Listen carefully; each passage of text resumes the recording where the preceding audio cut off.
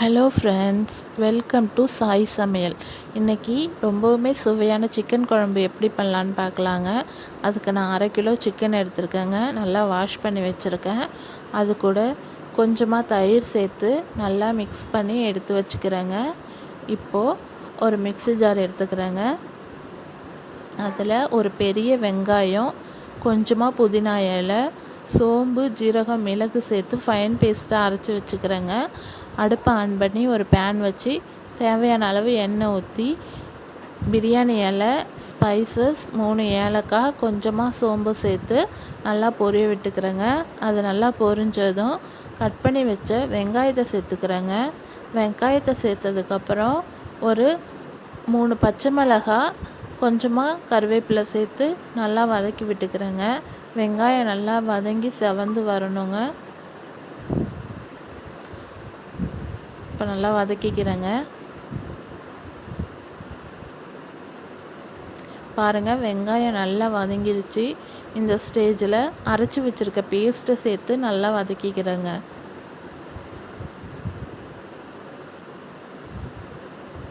இப்போ பேஸ்ட்டு நல்லா வதங்கிருச்சுங்க. 3 தக்காளி எடுத்து சின்ன சின்னதாக கட் பண்ணி வச்சுருக்கேங்க. அதையும் அது கூட சேர்த்துக்கலாங்க. சேர்த்துட்டு கொஞ்சமாக உப்பு சேர்த்து வதக்குங்க. தக்காளி சீக்கிரமாக வதங்கிடும். இப்போது தக்காளி வதங்கிருச்சுங்க. இஞ்சி பூண்டு பேஸ்ட்டு சேர்த்து வதக்கிக்கிறேங்க. இஞ்சி பூண்டோட அந்த வாசனை போகிற அளவுக்கு நல்லா வதக்கிக்கோங்க.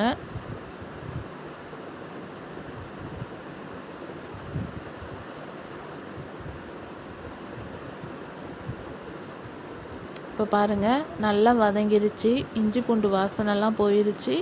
இப்போது நான் கலந்து வச்சுருக்க சிக்கனை அது கூட சேர்த்து நல்லா கலந்து விட்டுக்கிறேங்க. சிக்கனில் நிறைய தண்ணி வருங்க.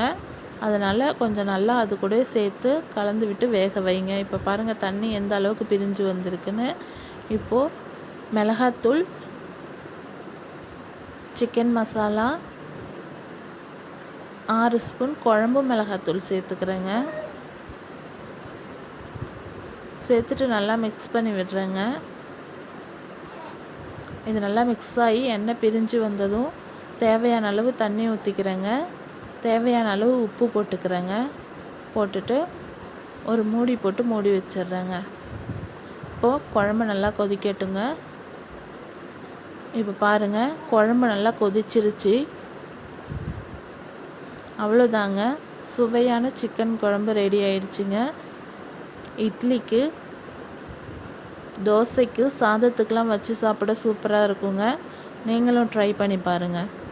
என்னோடய சேனல் உங்களுக்கு பிடிச்சிருந்தா லைக் பண்ணுங்கள், ஷேர் பண்ணுங்கள், என்னோடய சேனலுக்கு சப்ஸ்கிரைப் பண்ணுங்கள்.